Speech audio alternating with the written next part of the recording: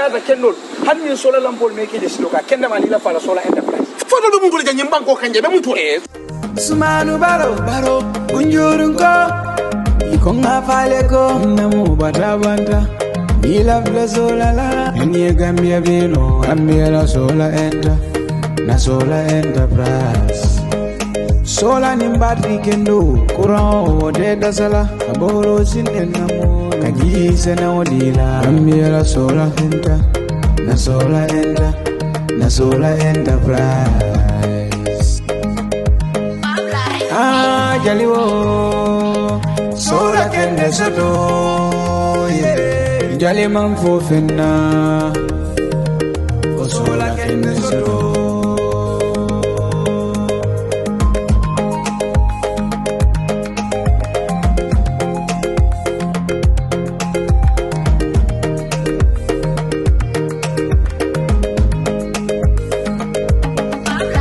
sola enterprise na enterprise sumanu baro unjurun ko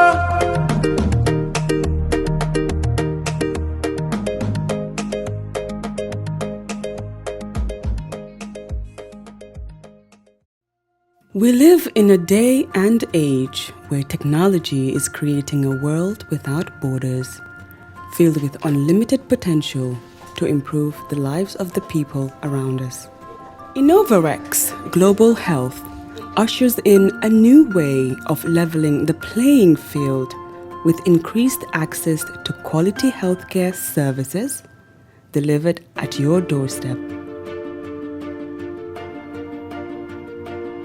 Our qualified professionals are equipped with state-of-the-art point-of-care testing technology to conduct tests such as kidney function, liver function, electrolyte tests, body composition, hemoglobin, A1C, and many more services with the highest efficiency in delivering results.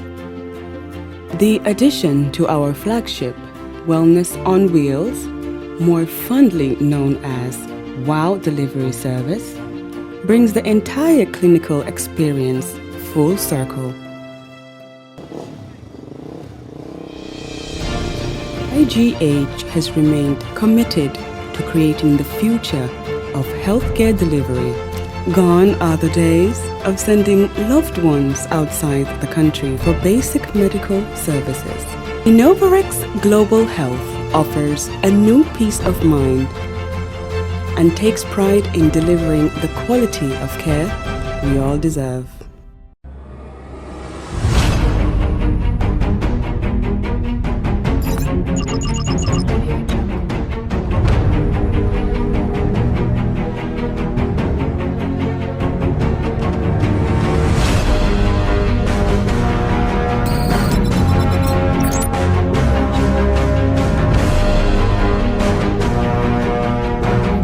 In communication, connectivity is everything. We ensure that the links never sleep. Quantities and qualities, all in our data service, providing efficient, reliable voice and data service. We believe if you're not up to speed, then you're going backwards. Communications have to flow as fast as the speed of light. Whatever business you're in, having someone who understands your needs is critical. That is why we just don't offer you technology, we offer you solutions. Enjoy Gamcel's internet broadband anytime, anywhere. Your national operator, Gamcel, Yaibaram.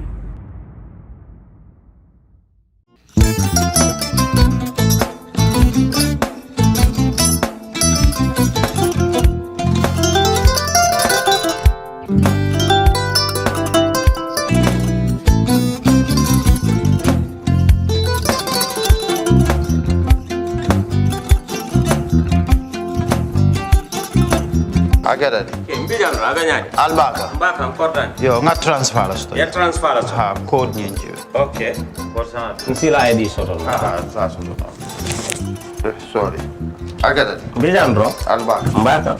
Bara alla service o tariaka. Mbale. Mo ki janna nun kunu bara tariaka. Jannom yona forest de bureau. Gambia tonkon na no mbali ya bere. birin koyna fo kato bari si kodo kino kato nim fo bolon blabe 56 branches mola soto Gambia jang ha ha Gambia kono ani Gambia bantala bankol nka kodo kiya beleto kodo sifa fo falindiro fo nyaadi lafta même na kodi topoto nin kodi maraw jannom number 1 ti nyonta andum fana nata anoda enterprise sotale wolam nyindi ko domorol fana kol fana be firale le dadi ma nin domorol dil fana beteata Gambia dawda yalo ngam fa kendol sotale je ha wo moyo diat ha apelenta baraka ni na lafta nyelen kendol e bina yalo bukani la ko la baraka ba yalo ndel chosano lo baraka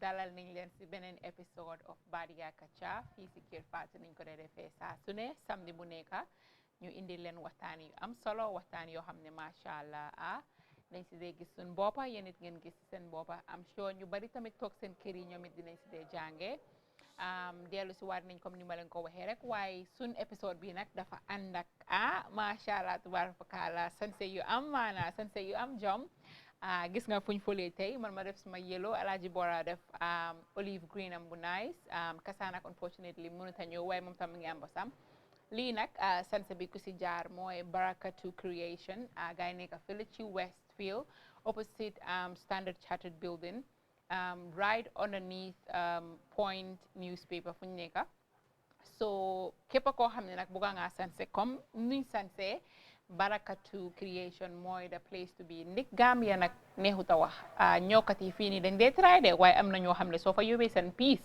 di nga jooy ndik dangaa dem nga jënd sa piece you know nga jënd ko ak xaalis bu cher nga yóbbu ko ñëwkat yi yaaxal la ko waaye du Barakatu Creation ñoom macha allah yàlla si so dafa dee si seen loxo gis nga affaire bi set na creativity bi tamit macha allah it's on point you know Bora tamit gaay ñu ne fàttewuñ xale yu góor yi Bora tamit génn si olive am gis nga daaw mi bi nu mu satee affaire bi rafet na Bora tam toj ko ak daalaamu olive green macha allah so ñuy wax ne jërëjëf Barakatu Creation ndik lii dafa rare torop in Gambia lii dafa war a nekk loo xam ne lu normal la anybody koo xam ne you are TV presenter soo toogee si télé da nga war a look nice te ñu la ko war a provide daal mooy designer yi nga xam ne ñoo nekk si Gambia waaye it's very difficult pour nga gis anybody kuy liggéey si télé mu am ku ko solal so amee tamit bariwut so Barakatu nekk koo xam ne dafa gis ne ñi ay ndaw leen ñu ngay def lu nice xaaral ma jàppa si programme bi you know sansel leen ñu nit ñu ngay wax a big thank you képp koo xam ne daal bëgg nga nduru comme nuñ mel nii tey Barakatu is the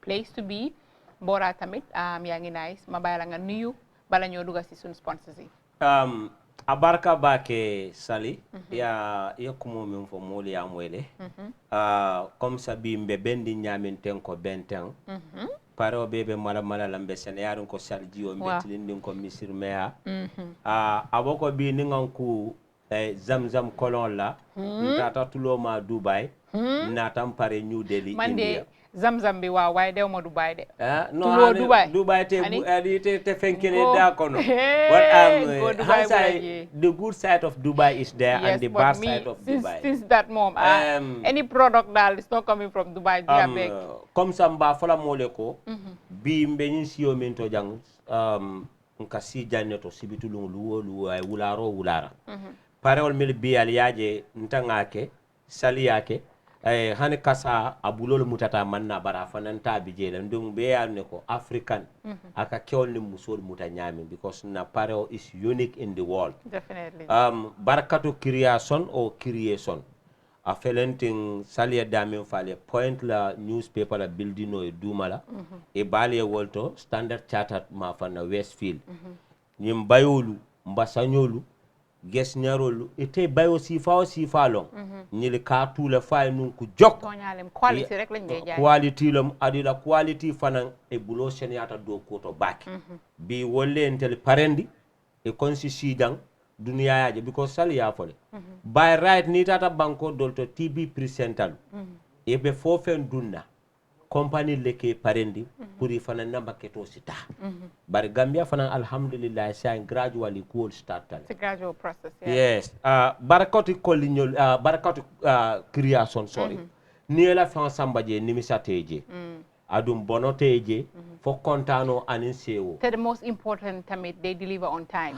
Amna yena ñoka di nga yobu sa ñow nga call ñu ne pere wangut. Waye ñom so yobé sen ñow fofu suñu joxe a specific date so demé bes bobu nonu di nga jot adum fana ku kilim fana bi je yedo fo bayo fana ya sang da jawola yeta ila bayo kama e man kontaan o fana man kenyileti ñun mom kontaan ni yo kodo bondi je ikela kontano soto la de ikela tino soto je le ikela nafa soto oto mba fala badil be ko Westfield man ke dulata damin nukunta adum point newspaper la building be damin nil fana bol to bebe dula kilingol to do be santo do be duma so nal furata ndum be al karal dulani dula bu kam muliya e felali min tolon Westfield Standard Chartered mbewolo no Westfield ni fota toto doron hani mu finkin tawto dere kam masin kuma kan mo le kalon ko nyille bija so mba fala Gambia no le brin diaspora fo jang gamolalu kulilalu manyo talalu momo ndindro mi kontan ko sota sanse fa manke hewo damman hada madi nyantala yi kay faling sanse pour dundal sa holla nga bege sa hol tamit defanteeg say noon léegi nag dañ passé si jamono boo xam ne dangaa xuloo dangaa xeex nooy defantee mooy dangaa dem si barakatu ñu defal la yu baax yi di nga génn sa gars yi toog di wonda waa kii lu xew fekka du dara de kontaante rek la ak happiness Bora ñu dugga si suñ sponsors yi léegi ñoom it tamit macha allah kenn demul bàyyi leen depuis bu programme bi jàppee ben tey ñu si kawam ñi nga xam ne ñooy Gamtel Yuna EJ investment naka la koy sa Baluwo Solar Enterprise thank you very much because man suma movie premiere bi sa guy sponsor nañ ma Ousmane Barrow is really a gentleman koo xam ne he's really supporting a lot of Gambians not only Gambians even other nationalities mu ngi leen di support tamit so if we have a lot like Ousmane Barrow Gambia dina dem kanam Innovarex tamit ñu ngi wax gaay a very very big thank you Africell yena tax be Kerr Fatou nekk fu mu nekk and tamit suñ show bi Badinya Kaacha so Bora ñu dugga si topic bi am solo topic boo xam ne lu happen la loo xam ne nit daf ko dunda so mu wax ñu topic am bi ñu toog fii nii tey ñu bëgg ko waxtaanee ñun nag we are welcome to anybody koo xam ne you have something that is going on in your life and nga feel ne da nga bëgg a come public bi ñu advice la understand nga if you come to us ñun we are very discreet dinañ make sure kenn du xam story kan la waaye dinañ ko waxtaanee fii tamit su ko defee li ñuy seen comment si waaw gars yi mun a comment su ko defee later soo demee seetaan li nga gis ne yeah these are some advice given to you by your fellow Gambian brothers and sisters topic bi yes topic bi dafa am solo jigéen buy sëy la mu ngi doon sëy sa lay wax understand nga mu nekk koo xam ne moo nekk the breadwinner of her family di jàppale waajuram yi di jàppale kilifaam yi di jàppale tamit siblings am yi am liggéeyam di jàppale boppam toppatoo soxlaam ba mu dajee benn waay kooku gis ko bugga ko si ko loolu mu ne dafa bugga sëyaa moom understand nga léegi biñ sëyee góor gi bàyyiloo ko liggéey mu bàyyi liggéey bi ngir jaamu yàlla rek parce que xam nga jigéen moom ñu ne soo sëyee jaamu yàlla la léegi la rek waaye jigéen jamono boobu noonu dang daan sëy toog sa jëkkër dem ut ñoo jox la yow nga uf njabooti liggéey tam jaamu yàlla la waaye dama laa jox time boobu noonu boo teg si yoon sarata ak boo yooni diine jaamu yàlla la parce que yàlla moo ne jaamu ma comme ëllëg ngay comme tey ngay dee waaye liggéeyal tam ba mel ni comme doo dee exactly so jigéen bi nekka noonu ba mu sëya góor bi góor bi bàyyiloo ko liggéey léegi sëy bi dem na to a point boo xam ne dematut understand nga so luñ bëgg a waxtaanee tey moo nekk Bora why is it that ne comme yéen a góor suñ la takkee ñu fekka la si li nga nekka ñu bàyyiloo la loolu knowing ne yow sa nit si yëpp ñoom duñ ko mun a mit understand nga because mënuloo ma amee man amee suma yaay amee suma pa amee suma raka amee suma boppa ba pare amee dëkkandoor yi ñi nga xam ne tamit xëj na dama leen dee defaral ak suma yeneen extended family so lan moo tax yéen a góor yi suñ takkee seen jabar yi ñu wax leen ñu bàyyi liggéey is it ne lack of trust la ndax iñaan la ndax soxor la comme because am na ñeena tamit den dee sëya yow ñu ñee la you know ñuy compete ak yow there are some couples ñoo xam ne they compete each other. So affaire bi daal noo ko gisee should one get married and bàyyi lu moo def yëpp focus ci liggéey bi yeneen góor yi sipalen sol understand nga so mama understand why should you get married just say why should marriage make you end everything you are doing nga bàyyi sa career nga bàyyi loo xam ne you have been pursuing it for several years imagine sa parents yi fayal nga dem school nga jànga wàcca war a nekk keneen ñu ne la yow daal sa education amul njëriñ li nga def sa life yëpp bàyyi ko nga toog nga ñëw nekk lan housewife baby mama di feed family bi di toppatoo xale yi di seet man suma family waaye yow yaa sa family moom ngeen stagnant situation bi noo ko gisee a barka baake ngela kuma ka moy baake adu mbela fila ka kumo nyim fasari la moyer la alfane ye mi man kan dolu moy comme ça yemem fotem story lo mi yalon ko aketa molela yo bar man si jang comme ça kamol la story ni nga fo fana aketa milela ngi to fo pour foye fallo mol fana yalon ko nyinde be karilema bawo platform o fana bokole loptano ni nga problem o dol soto non sanat no la nga address professionally e mari you can go through the comment section oni yaji be the positive part molbe min contribute la towards your problem ya use as a healing process so nga nat wala kama jam comme ça musole sotota mengalon ko anin kewle bente ye nyoje nyum muso keta musolti mi yala bulo ya ko ben aketa katalati aya fanno aya try bake ka minako a very successful woman so nyum musole keta modi mi yalon ko ala family ya ke nyafita aka wulula topoto aka dokol topoto aka fan topoto aka la dimbal topoto kantu mo safo nya bar birani nyin kew benta kew nyin nata fay ko nte de laftelal bar ning ayatar ko futuo data ni tema ibe dokuo min ne babulalale ibe hajo min ne babulalale yeta concentrate futuo kan yenna futuo mutanga nganyo sutura nganyo mako to jalum ba mol kamin fo futuo mu ala batolti bar ligay tam dokuo fana mu ala batolti ka dokuo ke tarola ye dokuo ke halalola ye dañinin halalola ye dimba dañinin halalola ye misir bo dañinin halalola a datale wakan ngamira hadamadin lafta kanyene kacha ka nyosa kilole yalon sali lafta dula kilinne bambandi la mol manyun dula birita wuluta wakyo mamba kalama ibe wulula lumen wakyo tije e fama ye kulli wakyo tije aye balundi aye karandi aye nafa feta sita pour que fama ni ba mani la dimbal nafa moy na lo aya foyte ko itala wulula le min beke to kunna ite bata min beke birinde wan je feta nata lo sim fulola moy na lo akoy laftela bari laftale nimbe futula be minna yo bula yeta sis wo kono yela do ko bula to nyala molka min folo muso ni anyini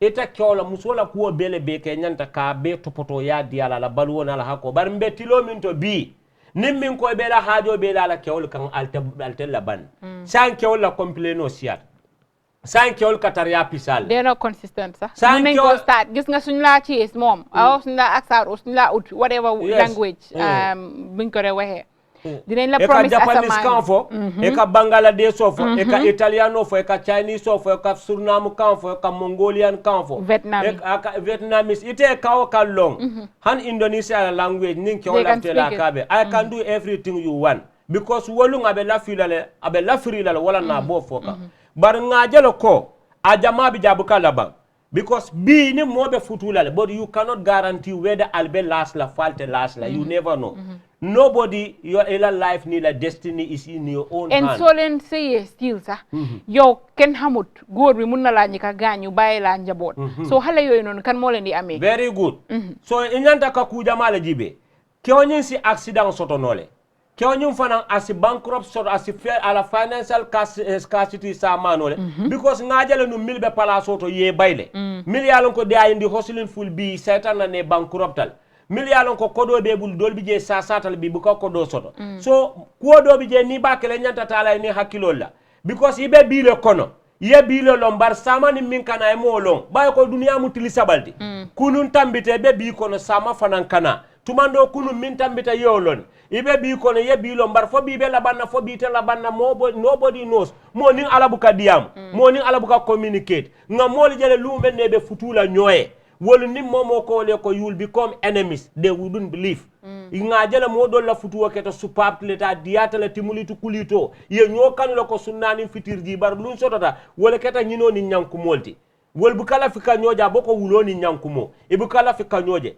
kuo do bije ni be dunna kuoto e siya kilo to bake because nga jamal di jang kewle musol fondi la do kuola ye musol bondi do kuola wo musol wo kewle nate bula adun kew ko mu hakili tu balti nta famu kewle ti kewle kana muta ko mbe bula kelale kew nabe la firim fangala alla finna ko nin kewbe la firim musola jareta la ko beke kalite dunia kew buka minke musoye naka ko I don't trust you yo olumala asi kala ba mala manyaka sumandey nyaka suma wajuri aluma uti aduna yep nga alama ale mfondi nyini mfanga bela kewdol ke kalba what you moko de gum because here's the thing like soko what is not going to happen it's not as if so we hena manyaka sumandey and you are not honest before nga jehal wax bi rek sandey dafa de pour man mané ni ne oh so dang don't cook up stories.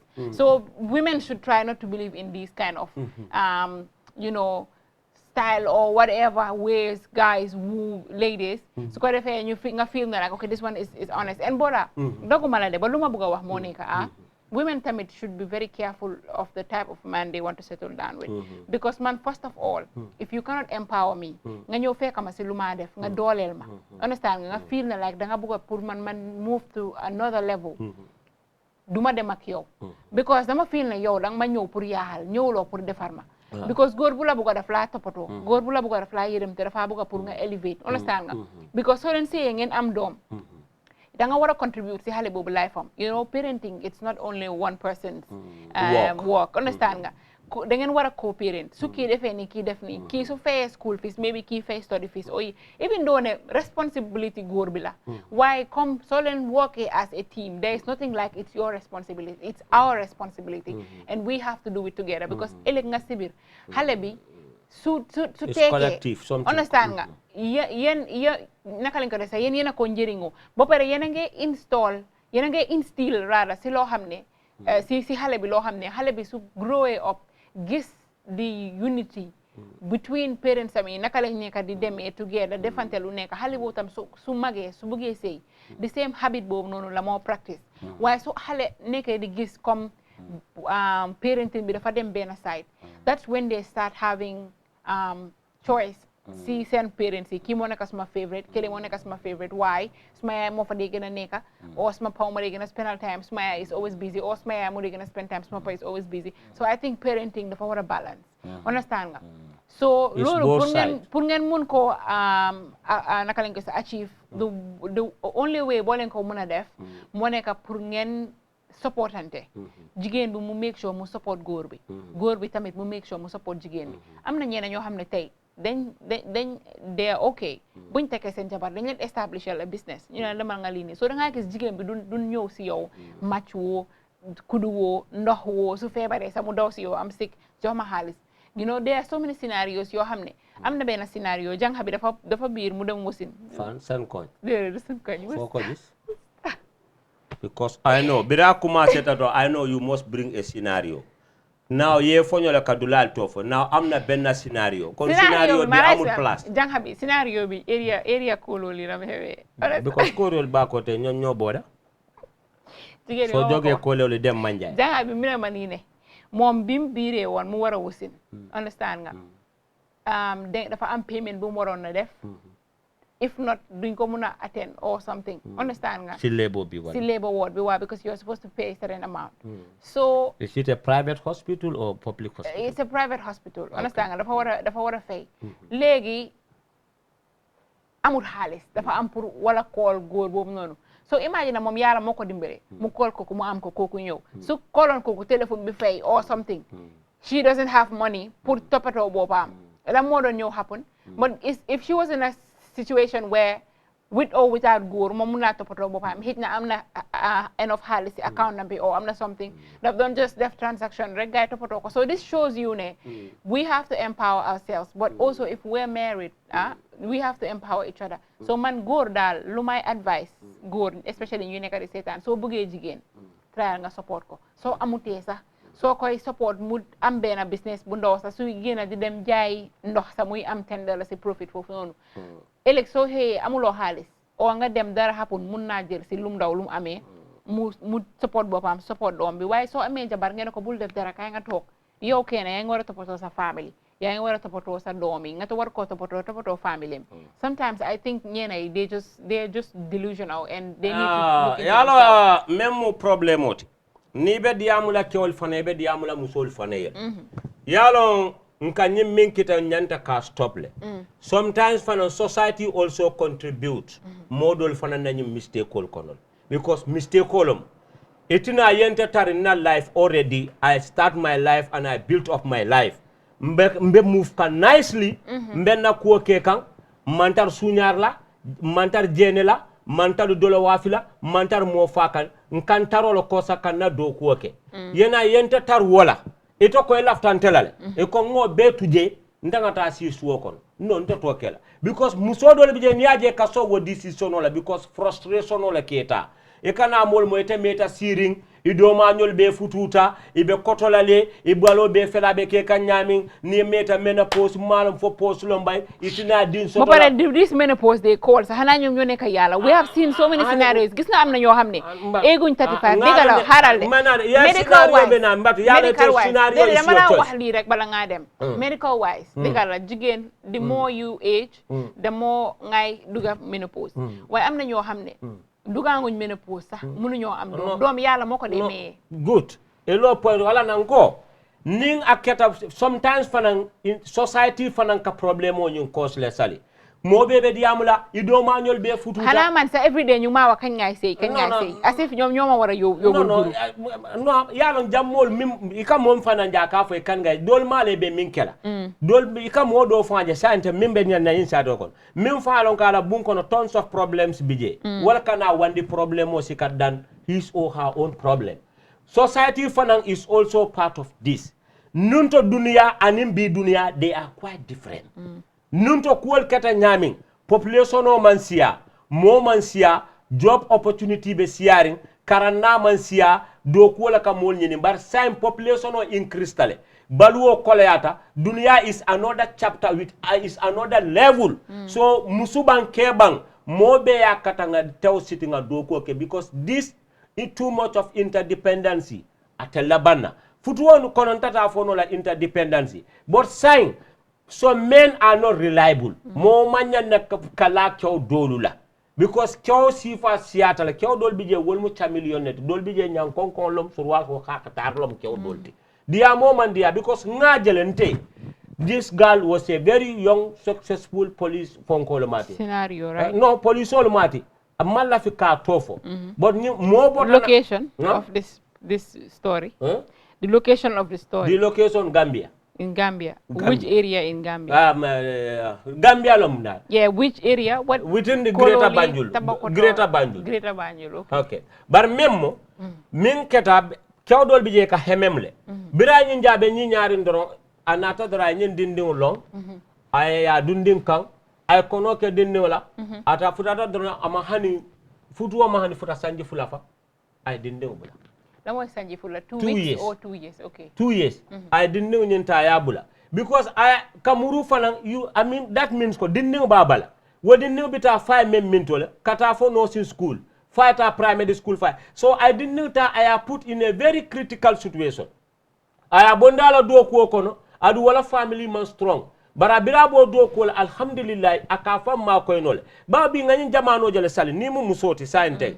If you don't want people to take advantage ela karola enyanta la yakate faye ye do ko because ni makata kyolka advantage la samba musoka to nyalem de ha kyolka advantage la samba musoka I hate to be vulnerable and my biggest fear is to find myself in a situation where I'll be vulnerable to a point bo xamne lo xamne buguma ko jël sa dama ko am pour jël because of situation lolu mo gëna wo ñem problème mo la fanam bidé bar mbé san kyol complain o Seattle ni kewo sinda ko do ko bula yeta si ni kay kon nayo foy ibita sanji kilim fula nyaaw doro abe change la yeah ha bar nin ko do ko bula bar nta fana ma fo etem futu mo understanding ne nga family le soto nga nyen ne soto amanke kasiti ni tata advance country to kewol ni musol lebe den nin company la kewol ni musol lebe business wala mo la musol lebe joint business wala yela everything soto bar jan kewol kamira lo ko nim muso karanta be office aba abe tulunnale nim muso be business wala abe tulunnale hey salimbe kuma kilinne fole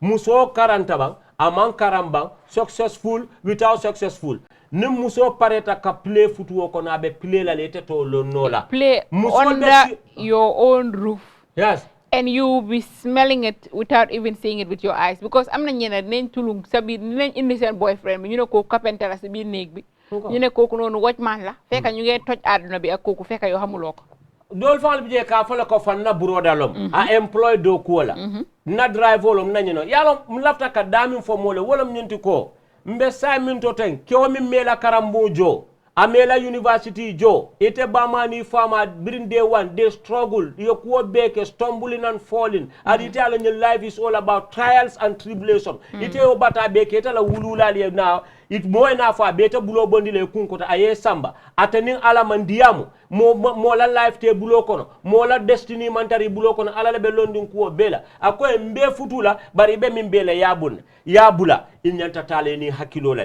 ni mistake ko na sister jamala soto jande adun san kewlu dum ke koros bakel e kaji bela already ni tata for successful ta kewdol bije anyantale ndamal la fi kadula fo jang ndanga kewjele mi alon ka successful musole futu bara biranyu muso futu atar nun ko fana musu doli babulle mina wodula fana tole de bara tatar janna kanyu muso futu ayatar nyu muso yala kordal soto abala business ola abala kuola aka dokuo ka tarola kewna ta ka ko a wente laftelale yajel aka bari laftale dokuo bula muso ka ntata dokuo bula aka because itala la fontela ela lafi baliantela yatara already ni muso amala tulo fari ko wax lo yalo tonya do bije tulu fadolo yalo nini mo parce que hola koku the fact that he have the guts to come to me and go mané dama bëgg nga bay sa liggéey mom mi ko wax lolu mom la lam am ba am na keri bo bara bira ya fa kay ko mbe do ko bulala ka fo mole do ko bulala ye do ko di minna e ka fo mole ko bo officier officer di minna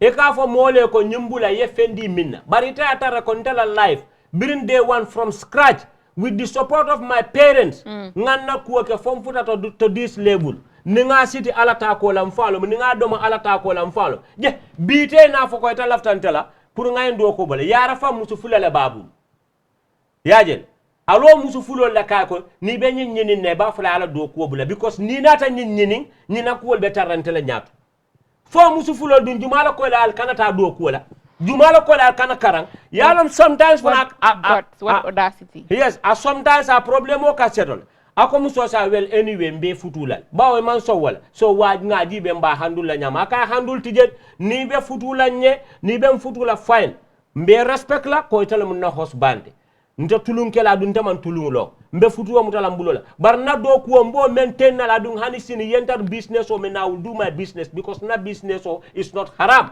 ke o sonda mbije futuwa manfuta sanji fula ke o starta ka muso attack ha itaka kufanne nin ko ete ko nyeteng nin ko ete ka because yaji be ko kodole be bulu bar ndela folo nene kodo soro ndela so look ila muso e kadi amo kanko ni sinalo comme ça yemin foten ke o dol tabije is grudge ke o dol tabije angalom because alaka muso sole aka kew sole alaka kew so minna wato dol na fulo la karola abukadi musola bar nga musol jele mil yalon ko firinta kewliti ni teatar ala mosa la harjo la babul ito ko harjo e bo tula jele yebulante noma my friend that's selfishness of course nga tonya fo nyoy bara korosi muna na jang ni mole bomsal min nin tubabul ka futu muna ne buka futu ba muso e be fo nyola do ko la e be la passeport o jani la boyal nga bo tulun na nyola nin tubabul muna na baka fa la passeport o jani bon your American pass, your Canadian and British pass, yela do ko bulena sija. Because everybody is eager to get married to those people. Puri marry sita your opportunity so they control bore. No, because but African human being selfishness. Because you know, sorry Janikana. Dolbi je la family la fananka tinyaroke. Ha ni nja na dunta in family kono ate respect la aya fanno le famba. Hey, if you respect your wife, you respect yourself. No matter who your wife is, I be respect la. But you know where the problem emanates or comments. is the foundation. Yes. Kuo be mu foundation olte sali. Nini mo di be duna dunia kuo kuro. The starting na leer alto nya fo nyoy kuo senia.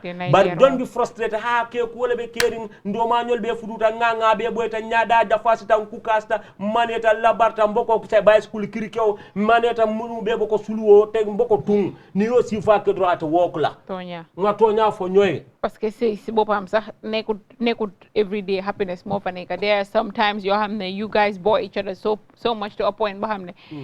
If you don't really look at it as jamu yala la do buga say sa. You understand? So I don't know why some people you they race pour get married. It's beautiful to get married because at the end of the day whatever you do sibir say it's blessing. So Lord def fo xamne sey lo ko lol nonu bakar rek nga nek di am. Waye tamit waru ñoo gisee sey comme ne lifetime achievement that if you are not married you haven't achieved anything. You can still not be married yet be successful. Understand nga the most important thing about marriage mo neka waxal sa bop ne you are ready to do it.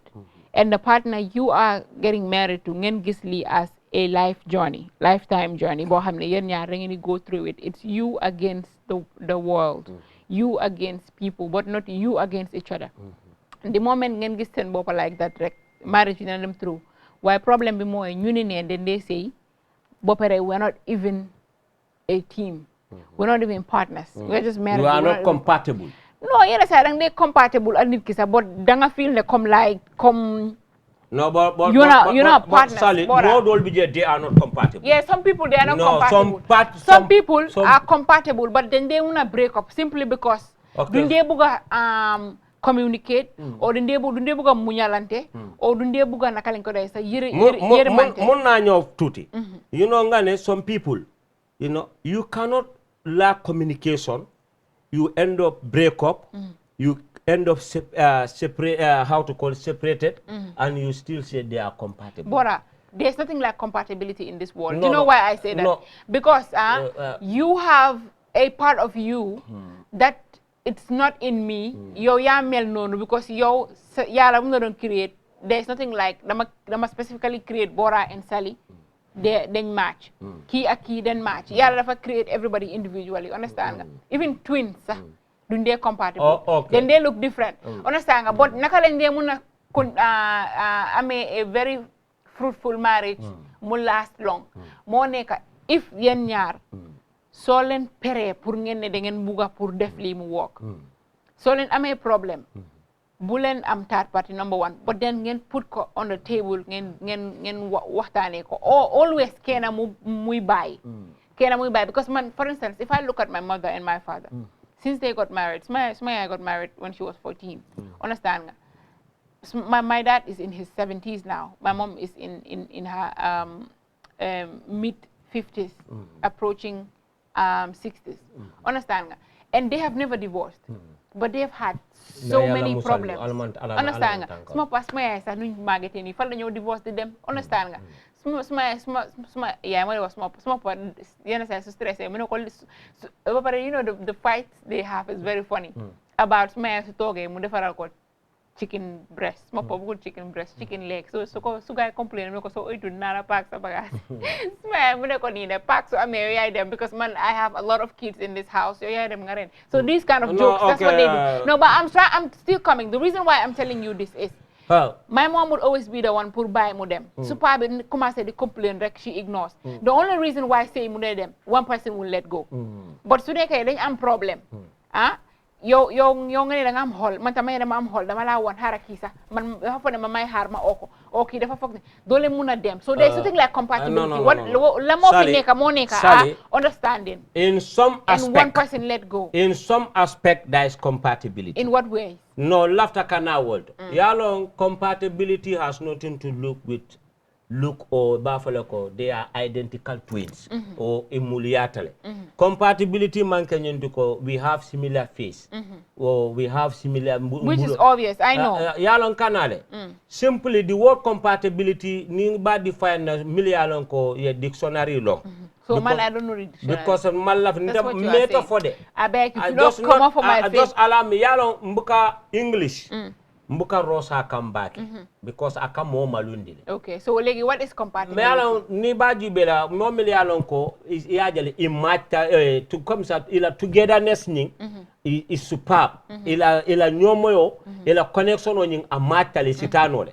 Comme ça mo me alon ko ila ko tatale ye nyomoy ila ko sota e ka nyo faham adu ka kutu nyoyele. So let me ask you one question. No, so will you say if you decide to partner with a company, gen work, then compatible or then understanding? Yalo, mbediamol. Yeah, dama la like question. Mbediam kanko. Mbediam kam man ninka kan la mame be sobila na ko.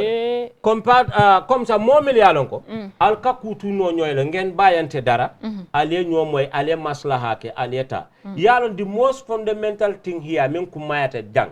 First thing is understanding.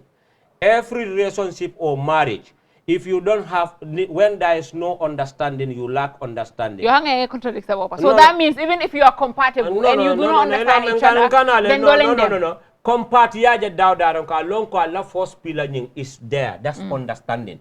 Understanding the relation or relationship control, e ka follow ko compatible. E ka moljele e ka foko is better. We split because we don't understand each other.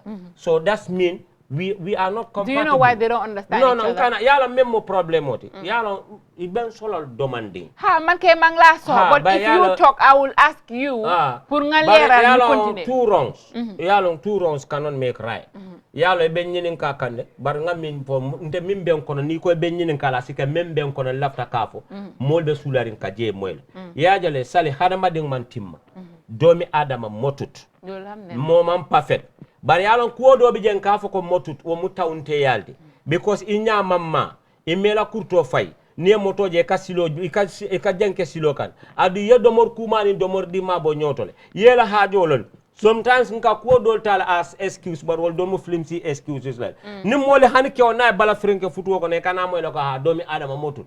Sometimes kuwa dol bi mu tawnte yalta manke hadama de mantema bar sali hadama de hani bakilin fakilin alka problème o sotole nan lameñ ak boñ den de jotante sakatuma domi adama yalla mo binda domi adama non but above all those things min ko mata dron ni juso bota e hakilo mañana bola malo surwal ka fo ñami si fekke sa hol dafa tanga da nga wara andak sa sago malo fekka nak momol yo modol je la bunko ne ka problème o sotole bar ala ke ma koy monoto e ka hakilo le tambende there's nobody perfect hani president ni la musol ka problème o soto bunkon even the imam the scholars the pastors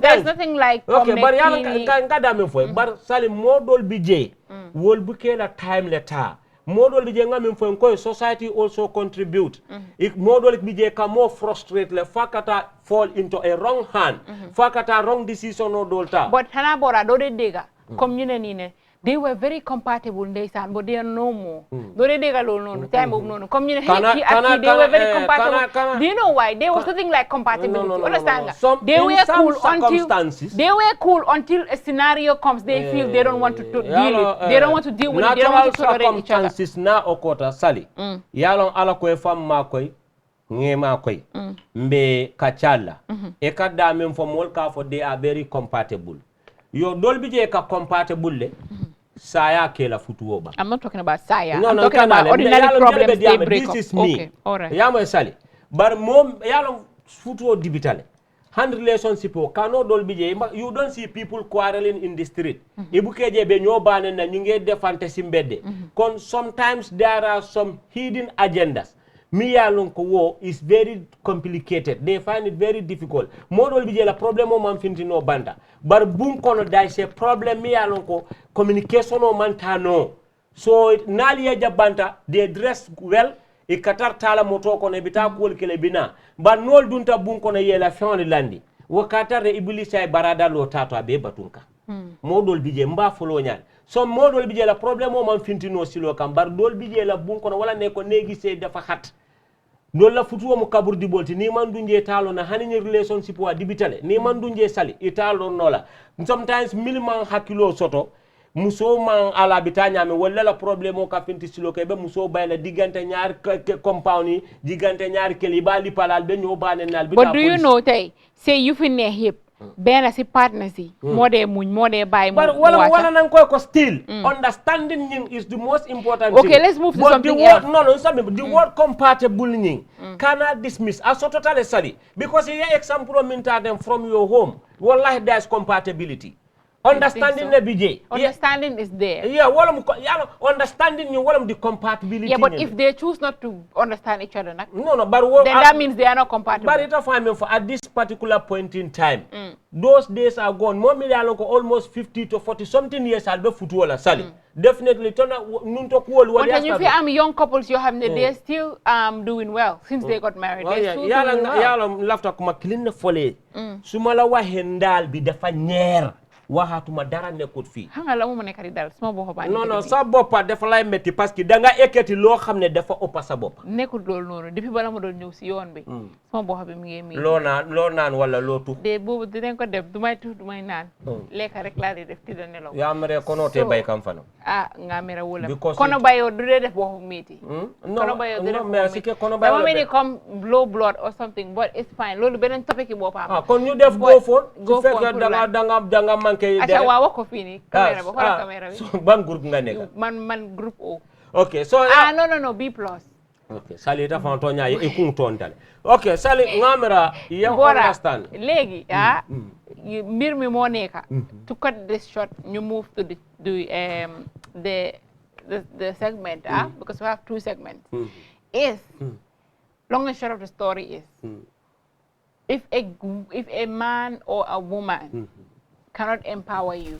So nekkee jigéen nga bëgg a sëy ak góor mënut laa empower nam dem yoonam nga dem sa yoon soo nekkee góor jigéen mu ne la takama mënut a add benn value si sa life because eventually di ngeen aaga foo xam ne di ngeen du ne understand nga te doomi aadama da nga war a tey la xam comme where to cut this understand nga lii fa la war a em bu leen dee drag mata bi drag ko ba mu egga si point boo xam ne léegi mënatu leen ni xool each other eye to eye loolu mooy problème bi nit ku ñuul sa lay wax leen dee maslaxante too much gis nga am na ñeenay suñ gisee ne lii du dem rek they nip it in the butt xaw ma nip it in the butt that's how they say it understand nga ñu ne lii daal du dem nañ ko emale fii waaye am na ñoo xam ne yow toog nga xalaataat ko ngeen ne waxee waaye lii the moment you start having two minds about something like it's not going to work so to just cut this conversation of this thing man feel naa ne daal jigéen bi def na mistake si benn boor warutoon a allow góor bi mu bàyyiloo ko liggéeyam balaa loolu dañu waroon a communicate understand nga gis nga fii nii Gambia fii suñ dee say duñ dee bëgg a talk about these things duñ dee bëgg a talk about sa financial situation what are your naka lañ ko sa cultural beliefs what are some of your xam ne comme sa political beliefs la sa health condition understand nga we don't like to talk about these things because dañ fa ne soo ko commencé di indi la ñu ne la yàlla moo xam li but naka ngay sëy koo xam ne su xëyee every day mu ngi toog si ron guy mango bi demut dikut understand nga yow nga ne yow da nga bëgg a start family ak yow family boy start ak kooku noonu who do you expect to feed that family la da nga foog ne yàlla mooy wàcce si mu ñëw mu toog a ala kole ko e fam ma ko nge ma ko waaye loolu laa wax ni mo sama yéen problème yi ñeneen ñoo ko teg seen bopp bar nga fo jan ko dool bi je society lam dool bi je e fan lam bar yàlla man ni ko ni man jiyo ke saro kon jiyo min bi je yaw bu la je xaal xam nga xaal saro watermelon ndox bu nekk si watermelon xaal si fekkee yow yokkuloo foofu ndox bu fa nekk foofu bàyyi ko bu ko laal because musoo ni yaataraɓe minto ni man value diale man adjustment o diale ma support e ka empower me famate to empower that woman wala nyinti ko e ma la fanda diale yo support diala ya bosi je ye da bo koto e man nyanatalo musola koto baran ka da men fa yalo sali ni tala ka nyo karandi kala mutarola fahamurola karola kuningla karola musol fanan they need to hani ke only musol nyantale we have a special lecture pour ñem balu wala because marriage mu institutional maybe soon imam yi dañu war di start marriage counseling in a sense ne before nga ni sey ngeen dem talk ci imam mu lacce la yow li kitam lacce la li or I don't know ngeen just find somebody boo xam ne because if not dañoo da nga ñëw la teewloo nit ki question si ni nga ñëw sey moom nga commencé di discover moo tax ñu bari da lay wax ne kii ndekete waxut ma woon ne mu ngay liggéey ndeke waxut ma li ndeke waxut ma li because you know fanan muso dol fanan bi je niaje sometimes they fall as a victim of such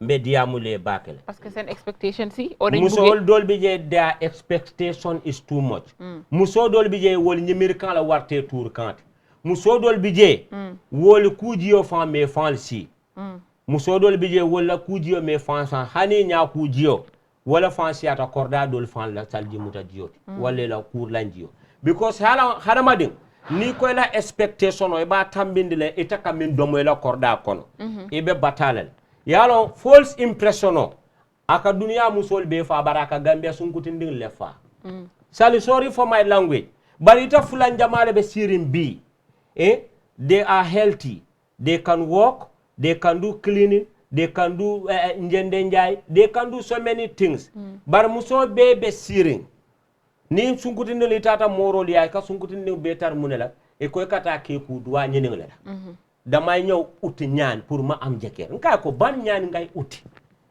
parce que ni ñaani lo mu kewol be farim banko kan ba pare sax yaangi am ñu la chase because do mu na wone amuloo few calls yo xamne dañ la dé wax ay lo xana lo da nga uti ñaan pour am fa ñooñu nekk enu everyday moko xana yeb duwale ñini wala ñu dé chase ñooñu nonu amuñ xaalis loolu mo man nga toñal fo be pare même mu dam mo la problème o kewol ka false impression le di han $100 kilim bi dol sunguru no dol bi ja ni wol ñene ka pour ka dollar fa me bu dole nena maaj non ba pare Bora fi dama fi sétlu leena tamit comme ñun especially we don't believe in supporting each other comme hardly nga gis ko xamne mu ngi let's say 25 goor bi mu ngi 28 amuñ way ki mu ngi liggéey di am salary 5000 ki mu ngi am salary 4000 ñu decide pour say then grow together fi dañ dé bëgg always jigéen ni dañ dé bëgg ko xamne make na ko ba péré goor itam dañ dé xaar ci ciépé bo xamne dem na out mu ñëw correct ça même problème o te lafta ka jela foy niaja musolu gambia kewol ka musoli ke drive with that hana ka false impression on ko dila because na sister soul I am very sorry for my language but 99% of them they are very cheap ma for cheap in the comme ça non so do non on so do nin ko cheap ma for comme ça fode ma for because some cheap as in how cheap comme ça pour nga sacha sen hell pour yela mind sunya ye nene ye fake ye baful asiata bage because munagara ndalla sister soldier ni juta every time ni do la status jibe every day some men are liars relationship gar walleno because ikaji janne the most beautiful girl mi yalon ko e ka nyinde nino miss world atara telefona mo miss stupidity mimbe yay kan sate ko so aka gambia janne ka musoja e dress well bar niya fo min ko nene yo 419 min ke wala because mumu na sister soul I think they need awareness something is wrong sorry for my billahi wallahi something like what no be yalo few among the lot are doing good but near foreign media jube ye duladol jube yajibe young musu dindil ka kata nyama ni ka kol menke how talented they are waaye sun gaal si tamit ñu bari ñu ngi try de am na ñoo xam ne ñu ngi am atelier ñeena yaa ngi am salon ñeena yaa ngi kumo understand wo mili atelier soto ya salon no soto ma 90% nga wax de nko yes ka chalom bar sali I am very sorry but ñem banko hani kewol fa we the boys 90% of the boys we are cheap adum fana mankuning this is because memu problem ote ntel nga memuta life to draw instant success da mental life this life you must begin it from somewhere else it will not be every count starts from zero. Rome was not built a day it will not be sali ikobe kala fen beti life is all about process life mu process lady from one angle to another angle from so let's talk about your process so far no yalla mbe kachala wa I know man fu nek man buga no so demande ndro just okay after this we will still talk about your process no we have two important segments me alon including your process no canal my process ndela process suma jaar ci yeb ngamera mboss keep la from the process. Salinte, I pity for sisters. Nte, bari muso lebembul. Ningaja mo muso la lifetime intimidate. Ay kujawa ke muso la muso abuse. Akandimine. Muso le wulu suma ya jigel la muso e bala fa sotla. Gor da nga wara am yeremande. Bar na sister sol say nyantale ye kunin nyinna ko. False impression or kewol yabula because niaje kewol ka musol take handle in a way la because the way the sisters present themselves to the men that's the way they treat them lolu ñu ne ude bi num la gisee nonam la owale karan kewol ni la safejo nyama ke karawo nyaadi yo julo min ke kala isabalal ke saba walla foto to nyaadi niaje dindel ko alanga kunu kar muta ya jati nyaalo to hala hanama juru mo mammensi kana so sebutu mun ko yosi ndebe mo dana nyen bat mo manya na so ne nyimir kan ware tour kanti but too much of expectation ani nyin so called slave queen ya nyin so called diriyanke ya nyin so called man ma yore man dila man malum nyad man ma jonge billahi wato doli te jonge la man ma jonge ana gisulos ma jonge bu gene I know man ma jonge bo yekko no ete pastor donge la nano yo jonge feta nyonko to jana o manke mo la ajiti yo passa na jonge be nga jonko nal sa legi kañu duga ci so ngada no fo mo le sali I think nyanta diam la na sister sole because ngaji janne fol hani mol camera semestral man ku kidal bar kewdol bi jang they can use people car they can use fake money they can use dollars they can use euro ndanga mo jene kata wandi ko dol bele sika bunch ka landi la bun kono just kamuso nene dol ka landi moto kono le just kamuso nene ndanga mo jelo kamuso bulandi moto le kono suto wandi korda nyimma afo nko ngata luaso kadi na meta afo bari yelale malla fi batandel a tarata baba be larin sulpolo kona mo korda lo siva so Gambia jang na yin sister nel hard currency pleno restaurant sise wuto pizza boga sawarma akenene bakele ani nyim chicken breast crumbs sirims akane din nene ebo ni yasa buule yala kamol dundu woto ni mimbe millaje je sala je nyenon dala ko mo ani Dubai we be buka mol dala ko non understand ma ngene chicken bread la chicken bread crumbs bread crumbs lamba mal fo chicken breast lamba malo ALH Bora wallahi Gambia jane ka moje sima damman sima ni sima sangay wotu mo mburo bota ni o san sunkutoy aka bule normal ni dibi sangay lu mena wolu wo mu fanane sai sawarma le nata po boga nyol le nata chicken bread crumbs nyol le nata yalo mu teka wele tani dude yani stay with me lo modi dama la sai ngato nya fo nyoy Gambia singiti ni momo diam man malo gudi duma ko de leka suma denale de tan ko fana betan ne balal malo gudi amna barke suñu mamu lo le leka nyami nyini nga ante njita suta mano do mo jusku njano njutu kule jita njani jutu kungu de obe jadi la do te jadi la barke wol fana wol ba fututa sunguru ndol be ko sima problème wol be banko kan al nga sima murundi nakari de lo rerde problème rer yakana de kabide sima ko mimi nyama ta malo jemma sa nyama ni malo jemma be nyama ma munu mare bara this is funny bari tan nan kam fo malo gudi bay problem mo ko li kay mbakana fo tollu so ñewé rek balal ma nga jandal ma reer ala yo ren rew fo yo po amé fo tollu ala ko yo ren rew fo tollu min tole ni kana yesi ma sañ e kamera tabiro bu kakalia ko fo yo ren rew fo tollu no mo ne mo kentela ndebe vano lo kono vano ya moy fo tollu la turkunda ni bo be siri nyola ay sunkuto kol ba funo dol kala aka ebe minto aka impelenti sambi mbena futala Piccadilly Johnson aka dukare mbala ni be sale ni ka futa yetiki nan break crumbs sanya wala bota fish nga manesi fish sangay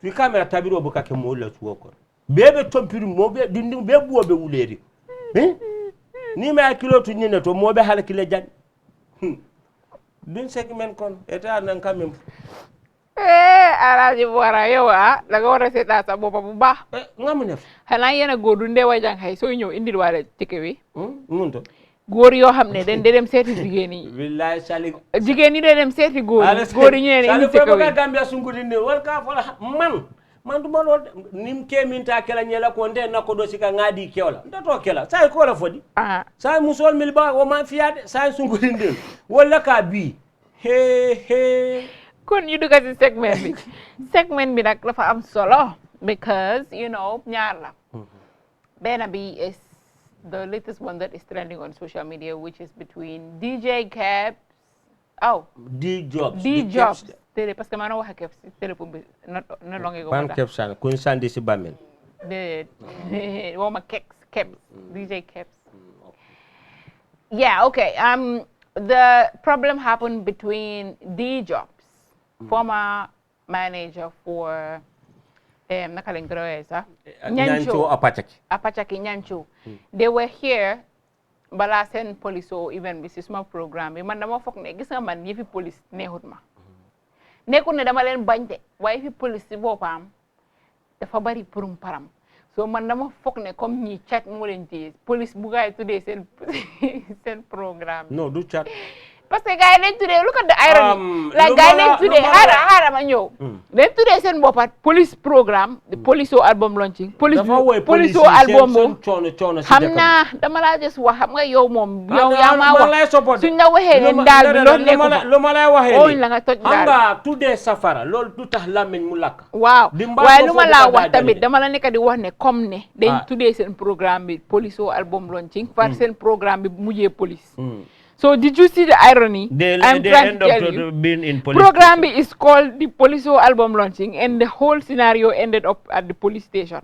So that's what I'm trying to explain to you that it is funny. Understand? Even though the situation is not worth laughing because, you know, according to Nyancho, D Jobs, daf dee dem si nit ñi mu jël ñooy seen xaalis def contract between Nyancho ak ñooñu noonu de groupe bi understand nga su ko defee ñooñu su bés bi jotee gisuñ Nyancho mu ñëw perform ñu ñëw attaque Nyancho fay ñu suñ xaalis because dañ la fay xaalis pour nga ñëw performal ñu yow ñëwuloo perform fekk Nyancho is not aware of any time boo xam ne am na contract between moom ak these groups understand nga so according to moom bu mu la tee D Jobs mu ne problème yi xaalis la bla bla bla so all this management thing Gambia bi fii nii Bora what's your own take in this scenario? Do you think that D Jobs is just crook or what is the situation? Sali na yàlla may la gudda fan ak wér gu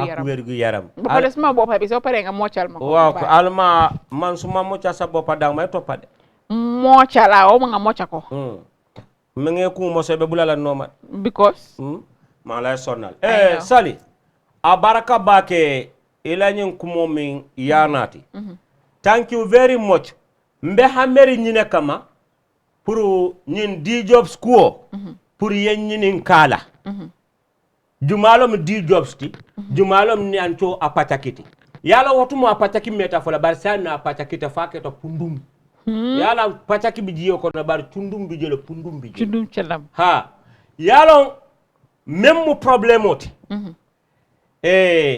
D Jobs ay brain ne use Nyancho kan ni nata educational wise la D Jobs la karanta Nyanchoti D Jobs la sumata Nyanchoti yalong talent lo mate Nyancho den kilo no he can dance adun style mate adun ayala doku ondol bar yalong follow lafta kadamil long ntenata silonko ya mira bang D Jobs buka kaitol safe bang na kuol kedo ni Nyancho nyata ya signing abukalo Nyancho buka read maybe Nyancho buka read no maybe hana si read le already aya trust le alatala aya kala manager dulador 150,000 dulador 80,000 dulador 60,000 dulador 85,000 dulador 100,000 ñil fa la han say every day julol kanale 25,000 naka for 15,000 10,000 20,000 D Jobs ka kodo ta molu bulu aka fo Nyancho kal yafu Nyancho la album launching andun jama bije Gambia jam mol man stupid ni be kodo ta la mol bulu say contrat ko ka safele adum fo dulay tarje Nyancho be damin sign na D Jobs be damin sign na min fana be fukan kodo la be je sign na adum already tubabol ko sorry Bushman ya fola Jamaican singer ako something you sign may victimize you adum Gambia la loi ko ignorant of the law no excuse mbe D Jobs lonne he has a sweet mouth ananga diata akadiam asumata bak mantala karo fo nta fo la tentene ne la de bara ay minke nyancho la brene use nyancho kan D-Job si nyancho la career aya damage le forget about D-Job's manke president artist but the boy has a long way to go mol camera ko D-Job's le nyancho bill D-Job's man nyancho bill D-Job's bokol ko Pep Guardiola Man City la coach former Barcelona coach and then bokata football team auto already a built football team me alonko ya a bill le fa pareta Pep Guardiola kata wolle coach etaka already a rising star me alonko they started to rise etaka kata rally behind wolle komeko you build them they just manke manage it. Because Nyancho built himself anyways. Nyancho built himself. Yeah, music just sometimes like a difficulty totally. He has a difficult. There was a time he has a difficult moment where can Nyancho hold on to with the music atoye manta. So ni nata finti D-Jobs count another team on ila kuobe and I contract or sign. I will come to the side of Nyancho whereby I will blame him because if you can more blame too much. Na bala nyum problem si fa kono bar nyancho fana problem o soto dame I will come yamay D-Jobs be kodol tala mol bulu nyaadi de nyancho mamba kalama ida na kodo ta ka kayto le print ninyi nata la bunko no suto aka bar jan sign nyanta business o le kele jan sign ndoke bu ka read yalo fana si kerno jele ni aje D-Jobs yo got soto up to this level la nyim beke something is fishy in somewhere.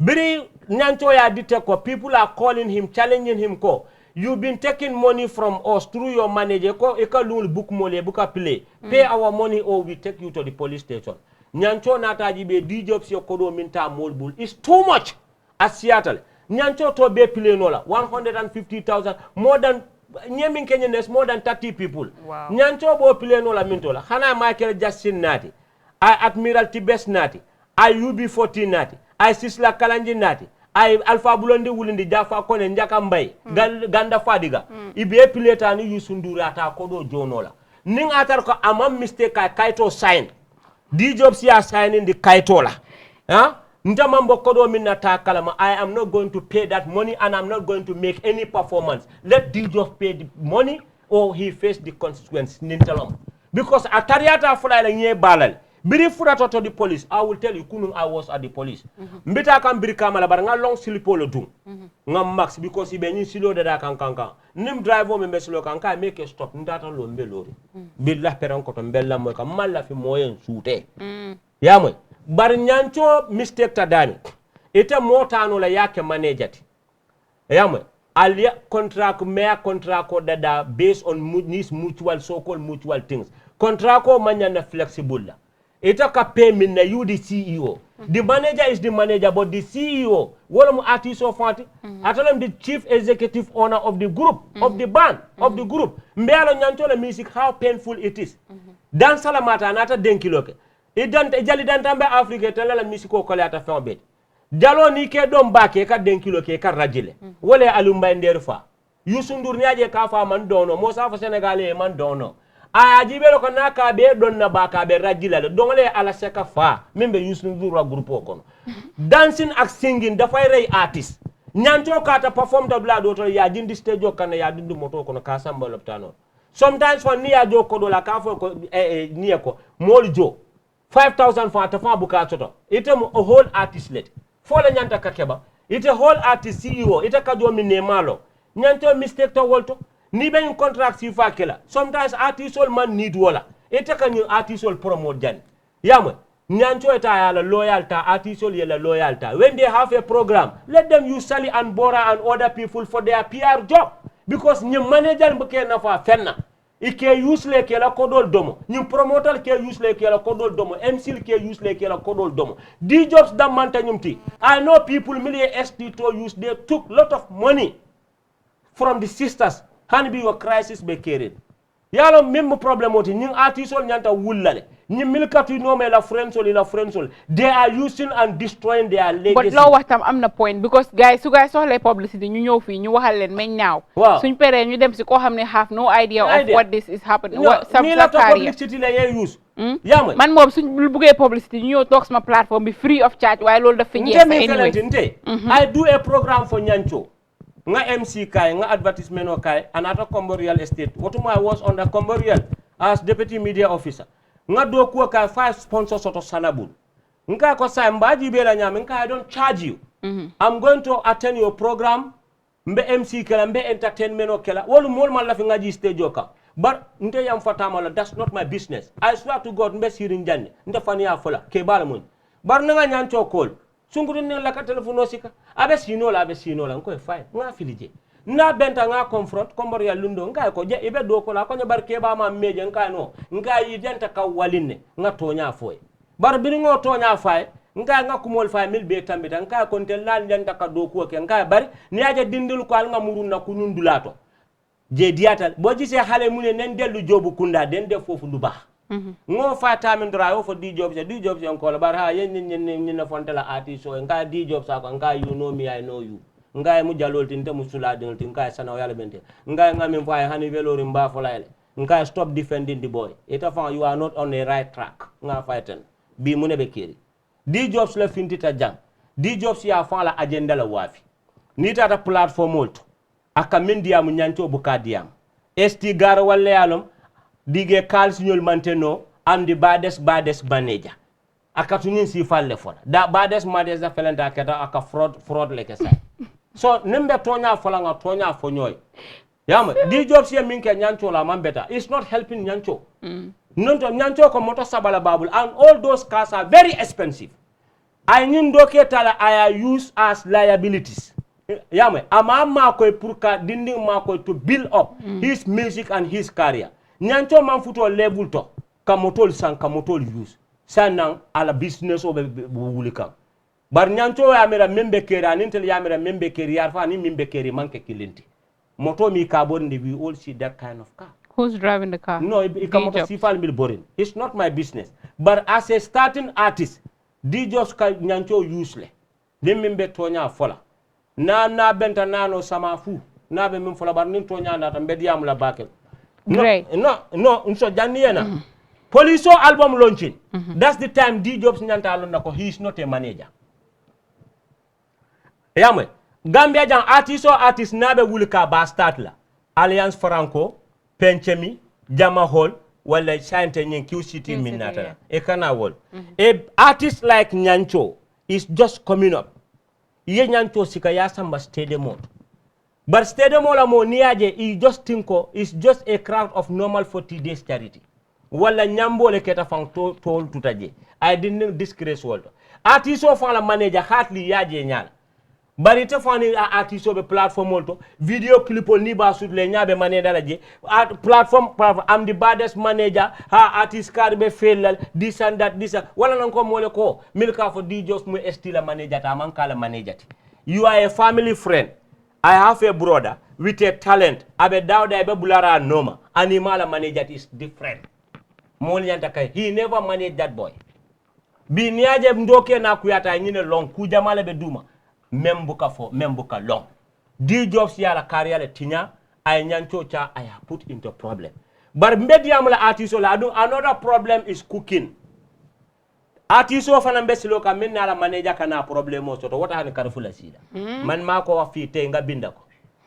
Sila nehe yake kala mandin kono ya soti. Kono ndoke kala makon. Problem bangi nyode. You cannot be a manager and buy your artist a car.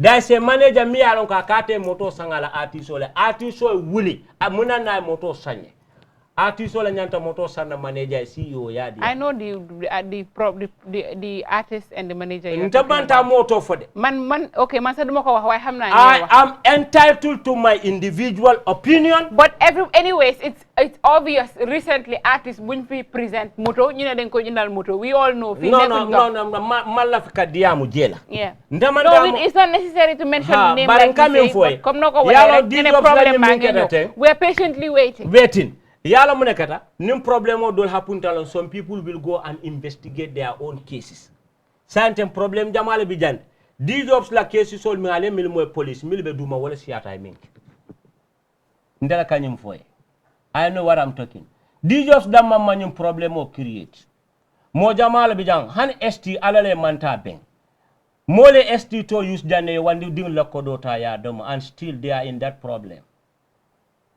yala lafta kuma kilina fole bandiya mota kering hani government aka bandiyale but molialo where to do their bandy behavior.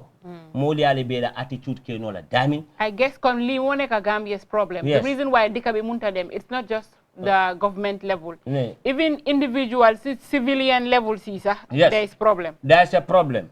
Di just manke manage it.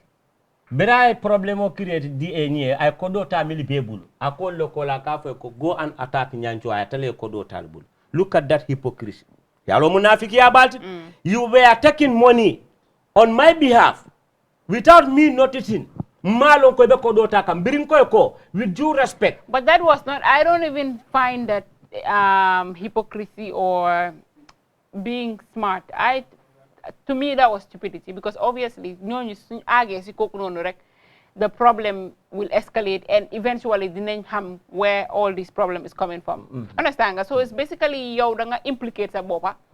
I think when those people come, if it was a smart person, try mo wax ñancho nañ perform fii nii, understand nga, then after ñi ma wax na ak ñoom dinañ ñu fay sa show bi su passé, then moom mu dem daw ut xaalis mu fay ñancho, you know, loolu ngay war a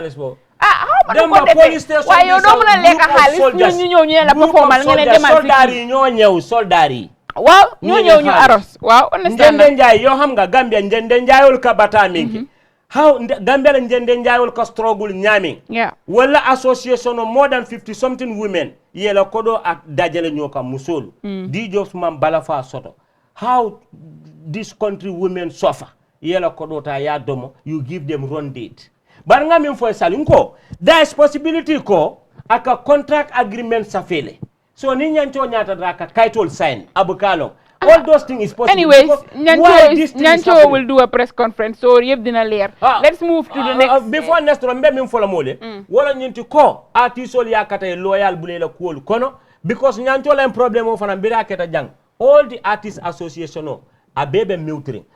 All the musicians and comedians, they have to come out, promoters to condemn this. But they are not, the Gambian artists unite. No, there is no unity Nyanchola so among involved, Amante Joe, Amankite, because Nyanchola so is very painful. Nyanchola so was not successful. Instead, our sponsor Soto, D-Jobs was collecting money individually from people. Nyancho kana so like but we face some problems. But look at what's more, the person you think will help you was the one damaging you. Anyways, this is so frustrating, and I just hope Nenine, you know, he recover from this whole thing. So Mumuna come back with his career and move on, because you know Nyancho is very talented. Nyancho is very talented. Nyancho is very talented, and you know we wish him to come out of this situation as soon as possible so he can carry on with his musical career. By performance. Mbado I know what I'm talking about. Yeah, but they will sort it out because kuko leka dina ko dem regle mu gene ko, you know. I know. How much are we talking about here? Is it up to 5-10 million? This is more than half of a million. Half of a million. Hey, deka bi sutura mo neka fi ñu de param si deka bi yeb ci media man artist la man promoter la man lile. Tous len amut dara. Billahi man fe so. Bora, okay. Next segment is the Boubacar Keita's case. Understand? The case is very sensitive, but we're not going to say much, but then we will talk about Linga Hamne Momlengis, which is happening. Bob has been in custody or remand for about a year and a half, you know. Recently we saw the lawyer, his lawyer, Bob's lawyer, is denying a paternity test, like DNA test, understand, to identify whether Momojur Halabi or not. Understand, Monica Domi ex-Jabaram Rakam. You understand? Yeah. So this scenario, a lot of people are writing on social media, especially on What's on Gambia. I think the fastest way for Bob to leave remand is ñu def DNA test so mu mun a identify na moo jur xale bi or not, su ko defee he can move on with his life, because yaaga na foofu noonu, you know, his business liquidated, understand nga, life am yëpp has been put in stands. So ñeneen ñi ngay wax ne warul ko nangu because he is not the father of the child. How do you find this situation? Do you think ne come Bob should just go ahead with the DNA or what? Abaraka Bake, comme ça ya fo janne previously ko Bopla case is too sensitive and a very critical matter for that. But Yalante, I want to address my fellow Gambians, brothers and sisters. Nyamuntala own brotherly advice. Some problems should not be addressed in social media. If you are to address certain problems in social media, you should be very mindful and you should be very careful. You watch your tongue. If you are to write, you should know what to write. Behave professionally. Professionalism is very important. People at the social media, they are not helping Bob Keita, they are putting Bob more. Who are those people? Social media, social, the word social, you're lonely. More be social media. Social media manke Dabo Kundata, manke Sisa Kundata, manke Ture Kundata, manke Job Kundata, manke Jata Kundata, manke Sise Kundata. It's a platform me alonko. The whole world is there. So but Millie alonko they are writing about lancing TJ, penalty TJ, death sentence TJ. But ibe bopla dundi kaita be sirila bunkono yela kapachuno ming. You think you have free wireless, free internet, you have access to everything. So you will just write whatever you want. You don't know today, Bob Bedami, sorry for my language, but Musoy Munafaka about make solal Bob to get rotten in the jail. Yalong problemo minket. Niman futu, yokono mandiroke. Wala degree ka kenyaming. Ani ni futu ta yokono mandiroke buka ke kilin. Nibe futuri ya ding soto, wala chocho kawara toku ya kawara. Nibe futuri ya ding soto. But just a mere ordinary the woman is not married, the man is not married, and they happen to get a child. Problem bukawara. So what are you insinuating? The child is nkana wala foy. Momo ndikela own ideality. By ko bopia muso doma ayole rape I ding sort. Muso sunkuto wuluta. Eko under age lum. Above age, middle age, under age, near age is not my business. Membe caring science. Ninuntolo nyenti. The family, some responsible people in the community, elders, they will come yela samatol dung. Sali kuole keta jang nyimanke nyindamanti. Ning atroka telom. Kuole keta jang mil garauta. Moli dunta badi mbunde nga nyo sutura. Sano dunia tinyata kuodoli keta. Yamwe. Ndeng nata fonko, if there is possibility ko, atelom ye memfo. Maybe family be advantage le sotola. Because memu, sunkuro koto malabe futura bopye. Bakilim fakilim. Sa puri la Badinya kana tinya kana kuya kana wali. Mol sa fona fa ko ay rape. So near the word ye rape use je doro bobbe problem mo soto la. Musobe kamfara je nte doma yenta futu mbeji dike iman fo fen soto fonto doma ino e diu soto. Da niataro asike be date kan. Nte man ka believe some rape la na man ke 50 day na knowledge. Sometimes rape fan san jama bi bukata bake. Nte bukata bake de sometimes. But milbe Facebook be writing na ebe kumo be safela bopla muso la family ma ebe bulala musola you are not helping inyanta minkela pour kanyin tension no cool down di kuma kendol fo kebale wuli dia because li ndox bu tour la do ko muna bu ñe jaaro ya ko di balale yamay ni be ñin safer jawol kele be ñin kuma jawol fola bi they are putting bob etabe la rila suokon. So but what are you insinuating? Are you saying that there's chance and tendency in Bob more def I am not insinuating that. Ma for Bob leake nko. But sande membe problem o be damage. Sali, justice delay, justice denied. More than 1.5 years, Bob is not doing his business. Bob be searing in remind. Gambia do not remind. Wo maximum fun quality. Wala quality fembe. Africa prisons are not good. Bob be searing dula kilonto. Kitio man kuntuno ta court be justice delay, justice denied. But court drag la dro. Every day I'll tobe tinyala ding la babula ding la guro kanne be men kanne. Adin they are not seeing their father. Right now ding fall they have long. Their conscience and ila polls will tell them ko their father is not in happiness. Ngatonya fonyoe. Ba fanam bata because banning angalom. Asafona ding I'll find nyineke. Sorry for my language. I'm not going to say Bob Lake. I'm not going to blame the family because jeno asede ya kwaleatal sede njalo dafa jafe because mol million nyo soto ita sede ya nola nta fono la bople yake bar même problème ti amake ya dum badim bu nyunko is now out of hand. There's nothing like body mung. No, Do you know what I think is the solution? No, let them just do the DNA test. No, you understand? Your DNA. That since the DNA test, we cannot say he did it or he did not do it. All we're saying is, since you don't have DNA, DNA test, then that way they can tell whether Bob Moju Dombi or Juru Dombi. Understand? But then also, there is difference. Okay. Understand? In a sense, you might not, I'm not saying Lumaneka Wafi happen or anything. We're just talking. There's possibility that DNA beginning, understand?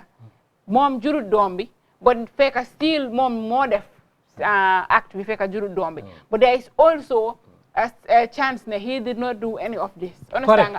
Long and short of the story is, let him just agree.